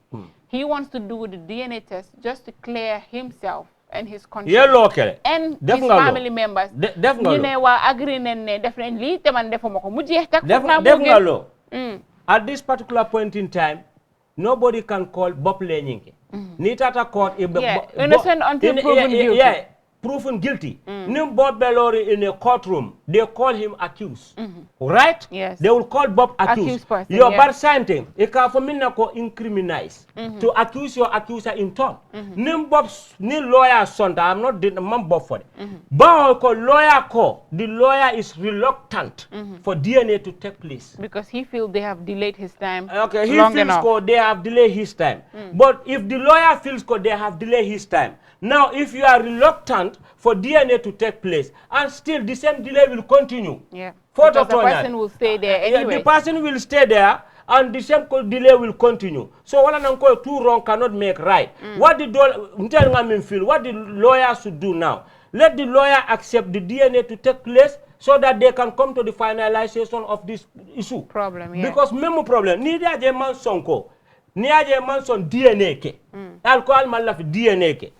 More letamity. People may analyze it in different way. Some people analysis yes, if you see the lawyer is denying or reluctant for the DNA to take place, maybe it's him. Maybe it's him. Because DNA. Because DNA is the only thing. Yeah, because sorry, what some guys in the comment section some people are saying, why is he denying? They are putting a question mark as to why he is denying. The question mark is all coming put there. Neither America, Nini's problem sifal Europe, anywhere, advanced world, African country they are now developing. Nin so roketa. Yo la duma ndunta mata ani numu mandundu. So nyal man so wal al DNA ke muna na ni molbe din sambala Canada. Million ko wuluta jan. Ni data Dakar ka DNA kel. Ni ka to file din le ka DNA kel. DNA is not a bad thing. But let's also talk about this. Why do Gambia why is it that every little problem that we have to run to Senegal? Why can't we have all this equipment or all this? I think before you talk about all these facilities and equipment of this DNA issue, I think the most fundamental thing here we need to claim to have in our country, we need to find solution for our sisters and our mom dying in this maternity. What matter than this DNA issue? Because this DNA issue is just few among the lot. Yeah. But the maternity rate is really escalating. I think that should be our worry than this DNA issue, because this is an individual matter and we have a general issue that we need to address. Because you know why? The healthcare came home the field because Bora, every day you are seeing on social media, GoFundMe. Every day dinga gis ñom say Touré, other organizations are contributing for somebody to fly abroad, pour mu dem cure bopam fofu nonu, which I think it's a disgrace for a country. For every little problem mundo, every health condition you have to fly abroad. Why can't we not make sure that come yi nga xamne moy priority, which is health, which is road network, which is food sufficient, pour ñu make sure that ñu ngi lekka bu baax and we're growing what we're eating. Why can we not do this? What is the problem? I just don't get it. Like, okay, so maybe in the time coming, we'll discuss. The problem is we. Senegal man na problem of course, man na problem of course. There is no expertise that we will hire to develop this country. We're going to hire ourselves and develop our country. We should, and we don't seem to hire ourselves. Like we are not even planning on developing the country. We should, selfishness and individualistic ideology, we need to eradicate those ones from our mind. Ningo eradicate, Gambia will develop. But coming to this story, the only now solution is the DNA is now the final judgment of Bob case. But Nico DNA fanante kenola. So problem nola. Yeah, because if you don't do the DNA, how will you find How will you find it? But muna ko DNA te kela. Why? Anyways, that's left known because to Bob ni lawyer ko court time delay. But as a lawyer you expect court adjourn wo kakel in everywhere. Han murder case long, han terrorist solom. In first sitting of the court, you can adjourn. And yeah. But then you can adjourn the court. But then, based on situations you have, it's acceptable and it's understandable. But you cannot keep adjourning case because your driver do not show up, or your mate did not come to work, or your mother is sick, or you cannot find your shoes. You left your purse somewhere. Those kind of excuses, mom, is flimsy. Gambia judiciary system is very sad. Gambia manke, I'm not a law expert, but constitutional koloko ignorant of the law, no excuse. At least, ndefana nga demanding suite lawyer ya tole demanding. Nga lawyer demanding karane. As far as study law, but up to what level? No, yalo lawyer is something me along ko ala fana sorolom. Adi yo la yala mayut yo. No kana doro. Lo la buga xam. Ala insolence sa. Na yaram lek lam na mayut. No yaram sa may na parce que bi du der xaj. Wa du der xaj way wo baloti ñente ñankuma baloti. Jaatale de. Ba nite ko limo de xas bisa foro wala de xas dahar. Timdu no ko fo kucaaye kumuta. Yo yangi wow man mangi wow. Ita boko sunkala on to boko tiabu sara. Kon team wo ñoo yo poti sardinia man poti pick milik la wow ni wow fulol ka fo ñoy yangi ñeer ninta wow te ñeer tal ko kandi to boko doko kandi to man fenjete balay sabu men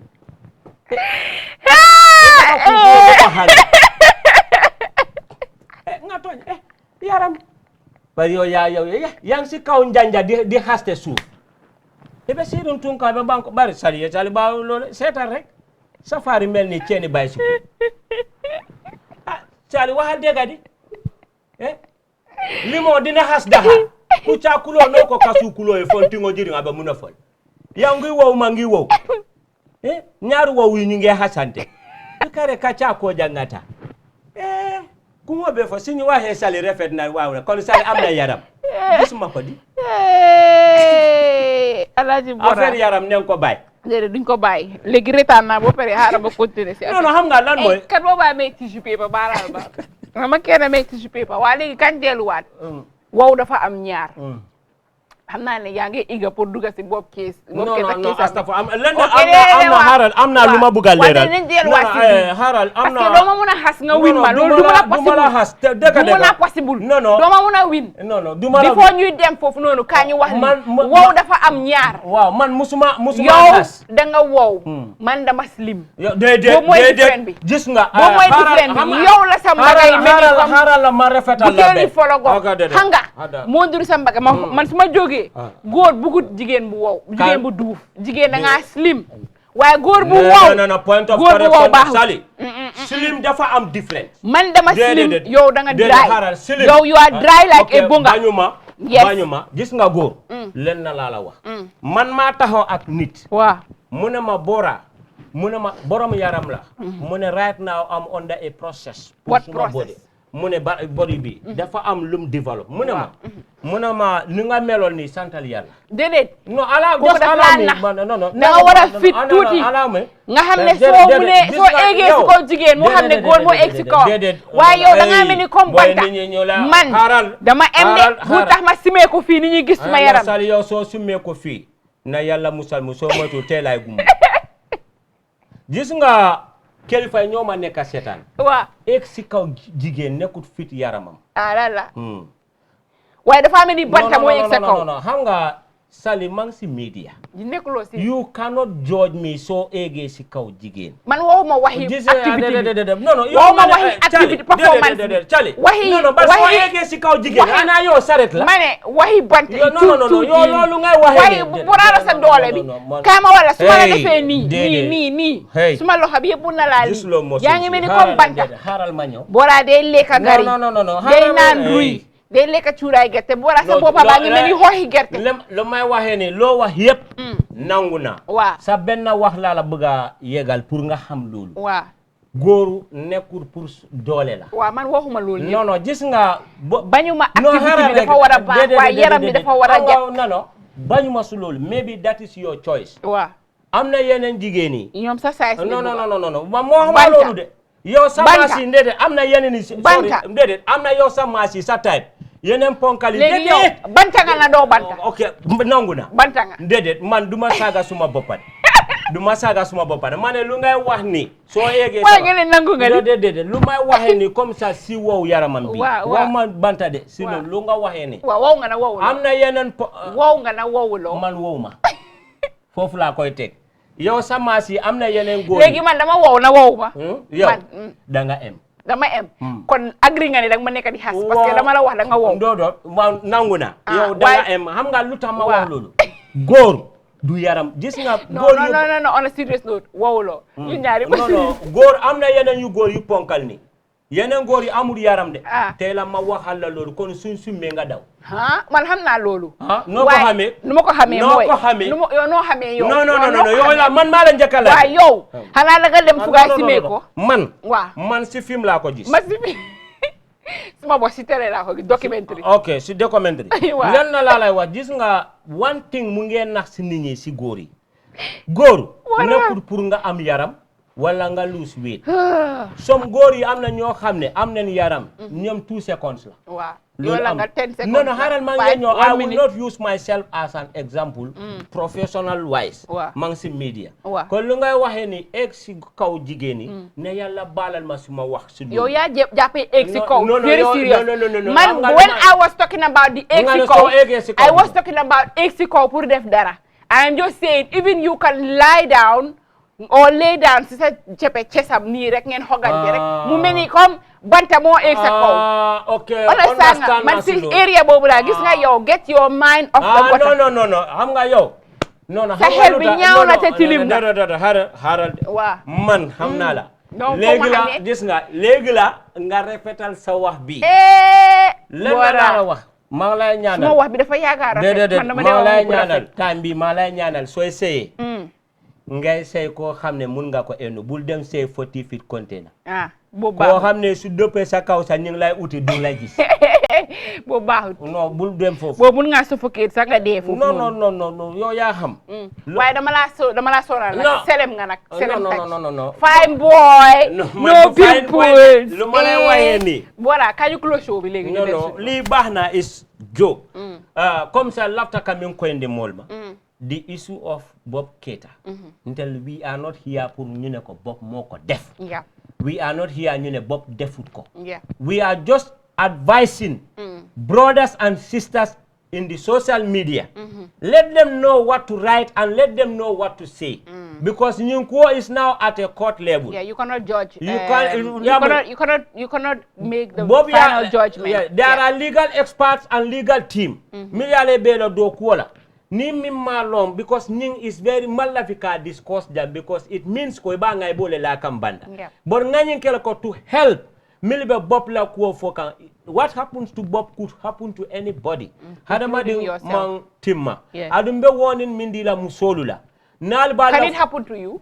No, yalla am coming for sali aduna dafa guda tank dunia neku tele yalla binda musolo wa yalla ñu yalla musal rek because ni ye koje ni koro ni toro ye mosoto don celebrate natu yalla ye blame fay kanyang ndelafta ku kilino fala musoli mi libe futuring alal do mañol bulal fa mañol la suwo kono al kuludil konda ma la suwo kono because nita kata business ole buka si kew dol bi jela ko kole atale de but musol do bi je tamit de ñu sen bopa gori de nga wala nan ko la foye ko dol bi jela ko kole atale musol dol fana bi jela ko kole atale because musoni kew ni kideta bun kono nin kaliya nyil mutai be baloye nganya ibe ku kelale manyana min kelade xana yow so tejo ak jigeen ci bi ni sa balo non xam nga lu mala de waxene wa man xamna lolu way man I just like it whenever we're talking about something I get to hear your own point of yo xana yo so teje ak góor ci yow la motax yow man say mala lecté dara yow tam nga lecté dara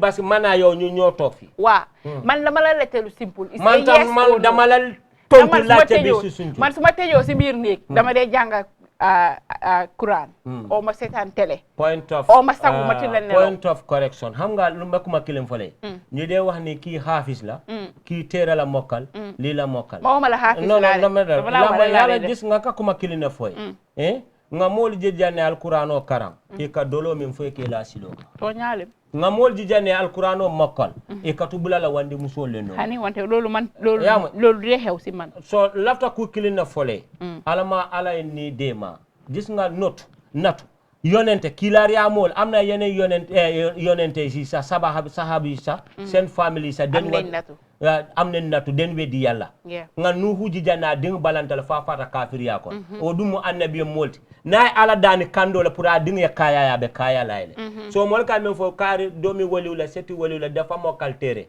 gis nga domi adama yow ya wara régler sa bop yalla mu dimbal la wax deug foto toñaati ñu janga tere ñoo dé corté nit ñi fi ñoo dé liggéey nit ñi ñoo dé lor nit ñi li nga wax rek la bottom line is nit ki dal yow yaay wara jappalé sa bop yaara jappalé la Bora ñu jox leen dig daje ba benen yoon ala baraka so correct na yalla musalara bul tej sa bop ak nit ko xamné du saf ba benen yoon da nga bari wax torop la yow nga ba problème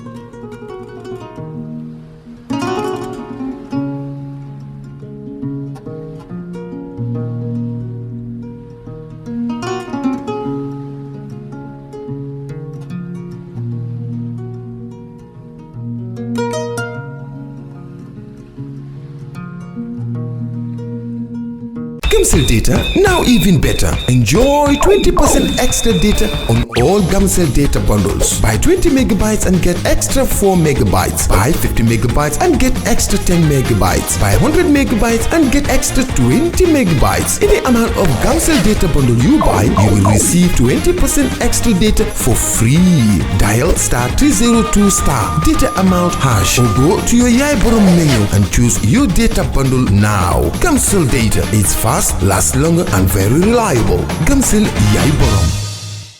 Baba Kendall, how do you solar lampol make it look? I can't manila for a solar enterprise. For the Mungol and Yimbanko can get them to it.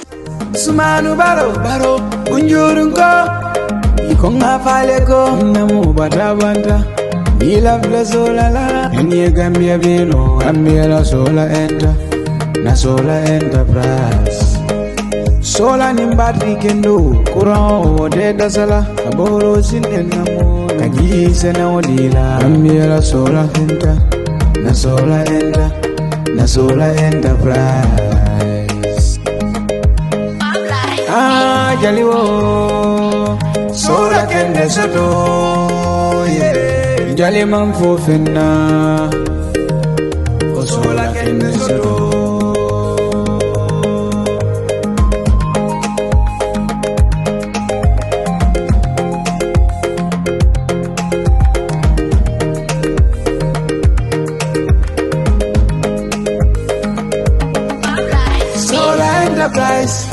Na enterprise sumanu baro kunjurungo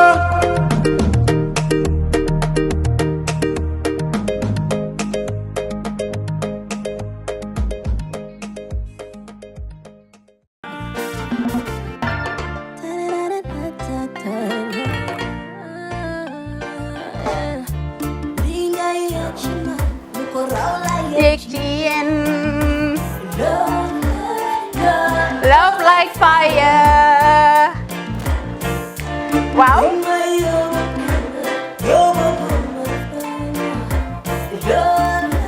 Love like fire. Xam ngeen rek affaire bi xam ngeen fan la?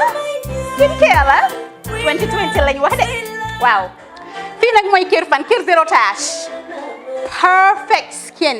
Skincare saa su ne rek niñ ko dee defee rek. Loo lañ soxlaati rek.